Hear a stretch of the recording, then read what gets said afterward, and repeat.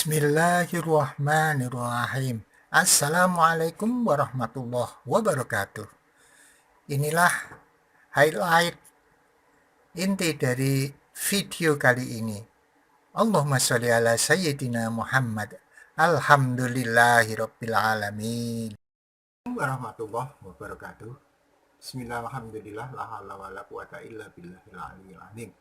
Allahumma sholli ala sayyidina Muhammad wa ala ali sayyidina Muhammad kama shallaita ala Ibrahim wa ala ali sayyidina Ibrahim. Puji dan syukur marilah selalu kita tunjukkan kepada Allah Subhanahu wa taala yang telah memberikan kita banyak kenikmatan, terutama nikmat sehat, sehingga kita bisa mengadakan aktivitas sehari-hari dan alhamdulillah juga kita bisa bertemu walau lewat dunia maya. Saya yakin bahwa pertemuan kita ini sudah diatur oleh Allah. Allah memberikan pencerahan kepada saya sehingga saya bisa membuat konten ini, dan Allah juga memberikan hidayah, memberikan arahan hati sehingga Anda mengklik dan masuk channel saya. Kesempatan ini saya akan gunakan menyampaikan sebuah testimoni atau pengalaman, yaitu tentang membicarakan masalah jin, memasuki dunia jin. Konten ini saya buat adalah untuk memberikan jejak digital kepada anak-anak saya, cucu-cucu saya, bahwa saya pernah membuat sebuah karya, dan mudah-mudahan ini sebagai penguat iman pada anak cucu saya, dan sebagai tameng jangan sampai kita menjadi syirik dan mensekutukan Allah. Tujuan saya lainnya adalah mengisi kekosongan waktu saya setelah pensiun. Jadi khairun nas anfa'uhum linnas, bahwa sebaik-baik manusia itu adalah yang bermanfaat bagi orang lain.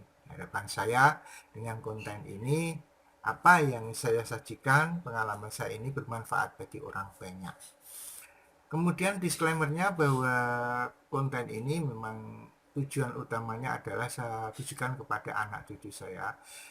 Tetapi manakala Anda di luar famili saya itu ada yang berminat kemudian menyimak, saya ucapkan terima kasih.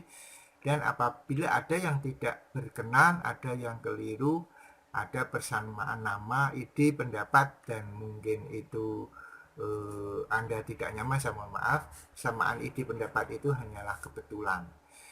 Selanjutnya, apa yang saya sajikan ini mungkin ada bedanya dengan pendapat Anda, yaitu sah-sah saja. Mungkin saya yang salah. Baik, terakhir, apabila ada yang benar datangnya dari Allah, apabila ada yang keliru, itu adalah kebodohan saya. Oleh karena itu, yang baik silakan dipakai, yang tidak baik tinggalkan, dan saya mohon maaf. Oke, cerita berawal ketika di suatu kos, saya dulu mondoknya di Sanggerahan Baciro, begitu, Yogyakarta. Sudah larut malam, artinya larut malam itu habis belajar jam 9, begitu kami ngobrol-ngobrol. Ada yang bertanya ngalor ngidul begitu, sampai pertanyaan tentang jin. Jin itu apa, bagaimana, dan sebagainya. Kebetulan di antara kami ada yang memang kuliahnya itu di di keguruan begitu, dan dia juga senang intens mempelajari tentang jin. Singkat cerita, bahwa setelah kami membicarakan panjang lebar tentang jin, saya khususnya itu tidak bisa tidur. Tidak bisa tidur, dalam bahasa Jawa itu kelisian, sampai larut malam, sampai jam 1 begitu, dan saya malah mimpi, seolah-olah saya itu dipiting, bahasa Jawanya itu, dipiting begitu oleh jin, sampai saya teriak-teriak karena saya sendirian begitu, dan kemudian saya terbangun, itu keadaan saya sudah banyak keringat, bercucuran keringat. Artinya jin tadi seolah-olah tidak berkehendak bahwa saya membicarakan mereka dan saya memasuki dunia mereka. Nah, itu pengalaman saya pribadi ya. Dan apa yang dicerikan dibahas pada pembicaraan malam itu ya, bahwa dari teman saya itu mengatakan ya bahwa kosmologi menurut Al-Quran ya dalam ide dunia gaib ya merupakan suatu ilmu sains yang menjelaskan tentang alam semesta, baik bumi, bulan, matahari, galaksi, dan segala bentuk alam semesta. Dalam ajaran Islam, penjelasan mengenai kosmologi sudah dijelaskan di dalam Al-Quran. Teori mengenai penciptaan dan berbagai gejala alam dapat ditemukan dan dipelajari langsung di Al-Quran. Penciptaan alam semesta dijelaskan di dalam surat Ali Imran ayat 190 sampai 191 yang terdapat di dalam kitab suci Al-Quran dan memberikan informasi mengenai penciptaan, struktur, dan evolusi alam semesta adalah semata-mata untuk mengingat kekuasaan Allah Subhanahu wa Ta'ala. Kosmologi di dalam Al-Quran hanya menjelaskan 5 macam alam yang diciptakan Allah Subhanahu wa Ta'ala. Yang pertama adalah alam roh. Alam roh ketika manusia belum dihembuskan roh ke dalam jasad yang berada di alam dunia. Manusia sendiri terdiri dari 2 unsur. Unsur yang pertama adalah unsur roh dan unsur yang kedua adalah unsur jasmani dan rohani. Alam rahim, alam di mana roh pertama kali dimasukkan ke dalam jasad manusia pada hari ke-105 masa kandungan. Roh dimasukkan dan menjadi sebuah kehidupan baru dan terlahir ke dunia setelah kurang lebih 9 bulan 10 hari di dalam kandungan. Kemudian alam dunia, alam di mana kehidupan saat ini, alam di mana manusia melakukan segala sesuatu. Pada alam dunia, manusia didampingi dengan alam gaib yang tersembunyi dari penglihatan. Manusia dapat melihat alam gaib hanya dengan bantuan dan seizin Allah Subhanahu wa Ta'ala. Alam barzah, alam di mana manusia akan diberikan pertanyaan mengenai segala sesuatu yang telah dilakukan selama berada di dunia. Alam barzah merupakan alam pembalasan yang pertama ketika manusia menerima ganjaran setimpal dengan apa yang dilakukan di dunia ini. Kemudian alam akhirat. Alam akhirat ketika manusia kembali dibangkitkan setelah hari kiamat. Alam akhirat ini merupakan alam di mana kehidupan menjadi kekal abadi. Pada alam ini manusia dan jin akan melakukan penimbangan amal perbuatan selama dia di dunia dan akan ditentukan surga dan neraka yang akan mereka masuki setelah dari dunia. Jadi kosmologi menurut Al-Quran memiliki beberapa penjelasan yang sulit diterima oleh nalar manusia. Namun hal itu merupakan salah satu alasan bagi manusia, terutama umat Islam, untuk selalu mengingat kebesaran dan keagungan Allah Subhanahu wa Ta'ala. Saat itu kemudian ada yang bertanya, lah terus jin itu posisinya di mana? Teman saya menjelaskan, jin adalah salah satu makhluk ciptaan Allah Subhanahu wa Ta'ala yang terbuat dari api. Menurut Al-Ashqar ya, jin adalah alam lain di luar manusia dan alam malaikat. Antara jin dan manusia ada sejumlah kesamaan dari segi kepemilikan akal dan ilmu serta kemampuan untuk memilih jalan kebaikan dan keburukan. Jin itu berada dari manusia dalam beberapa hal. Yang terpenting adalah bahwa asal ciptaan jin itu berbeda dengan asal ciptaan manusia. Berdasarkan pengertian ini, dapat diciptakan alam jin merupakan dapat dikatakan bahwa alam jin itu merupakan sebuah alam yang tidak dapat dilihat oleh manusia. Dan juga jin memiliki akal dan ilmu yang sama dengan manusia.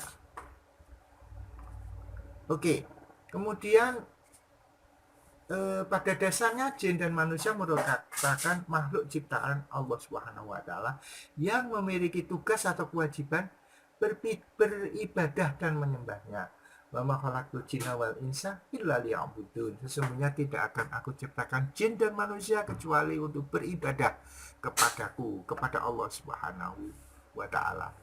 Jin terbuat dari api pilihan dengan kualitas terbaik, sedang manusia terbuat dari tanah liat. Manusia dan jin memiliki kesamaan dan perbedaan. Kedua hal tersebut diatur sebagaimana mestinya guna menyempurnakan akidah Islam, manusia dan jin. Dikutip dari Al-Quran, aku tidak menciptakan jin dan manusia, melainkan agar mereka beribadah kepadaku.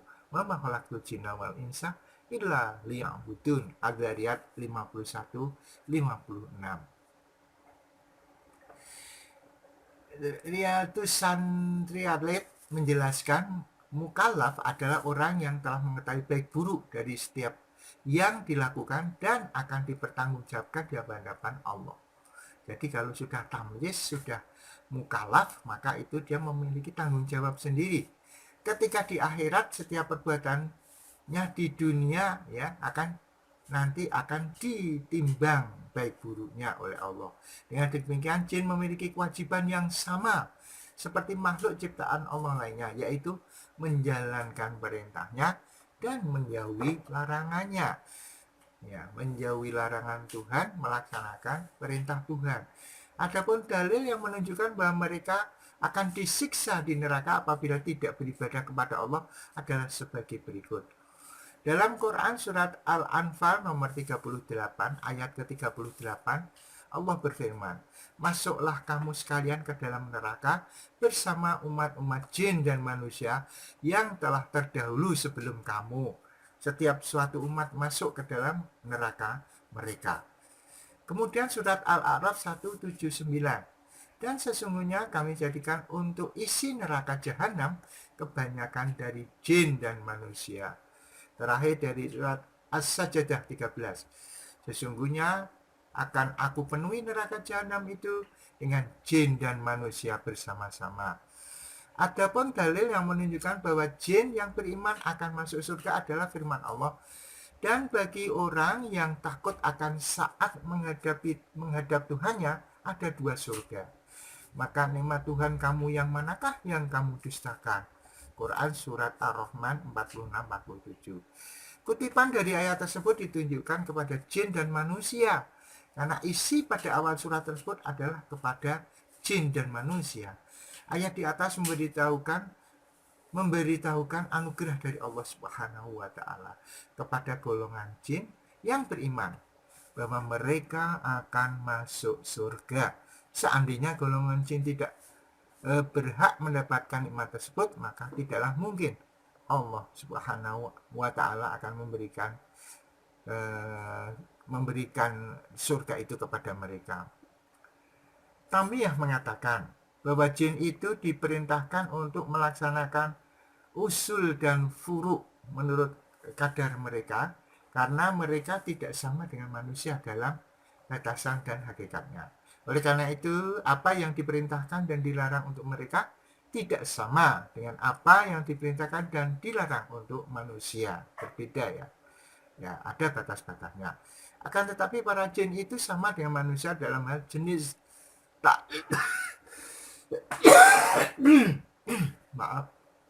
jenis taklid dengan perintah maupun larangan, halal maupun haram ya. Hal ini adalah sesuatu yang disepakati oleh kaum muslimin. Oke, kehidupan jin ini yang perlu kita ketahui. Ini sesuai pertanyaan teman saya. Jin bagaimana dia hidupnya? Jin merupakan makhluk ruhiyah atau goib yang diciptakan Allah Subhanahu wa taala dari api, ya. Dan memiliki akal dan ilmu seperti manusia. Karena diciptakan dari api, jin memiliki sifat yang sombong dan angkuh. Sebagaimana digambarkan pada kisah penciptaan Nabi Adam. Salah satu golongan jin atau iblis tidak mau bersujud kepada Adam yang pada dasarnya terbuat dari tanah liat. jin mengaku bahwa dia itu lebih mulia karena terbuat dari api, manusia terbuat dari tanah liat. Semenjak peristiwa tersebut, Allah Subhanahu wa Ta'ala mengusir jin dari surga. Semenjak itu pula iblis diminta kepada Allah untuk menggoda dan menjerumuskan Adam dan keturunannya ke jalan yang buruk. Itu kalau mau. Tapi kalau yang beriman dan bertakwa, Allah melarangnya untuk memaksa agar dia menemani jin ataupun menemani setan di neraka. Al-Ashqar dalam riwayat Al-Bidayah wa An-Nihayah dijelaskan bahwa jin diciptakan dari api pilihan dan dengan kualitas terbaik.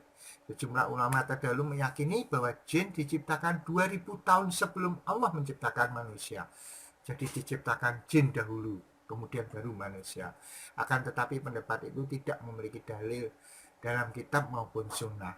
Ya karena lebih dulu jin, karena ketika Allah akan menciptakan manusia, Allah itu mengajak diskusi dengan para malaikat yang tidak mau sujud, yang tidak mau menghargai pendapat Allah itu adalah setan atau jin dari golongan setan tadi. Maka dia tidak boleh, ya, dia akan dinas masuk neraka, tidak boleh mencium baunya surga.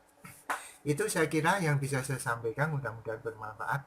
Segala sesuatu yang baik itu datang dari Allah, maka pakailah. Kalau sesuatu tidak baik jangan dipakai. Saya mohon maaf. Subhanakallahumma wa bihamdika asyhadu an la ilaha illa anta astaghfiruka wa atubu ilaik. Assalamualaikum warahmatullahi wabarakatuh. Allahumma sholli ala sayyidina Muhammad. Allahumma sholli ala sayyidina Muhammad.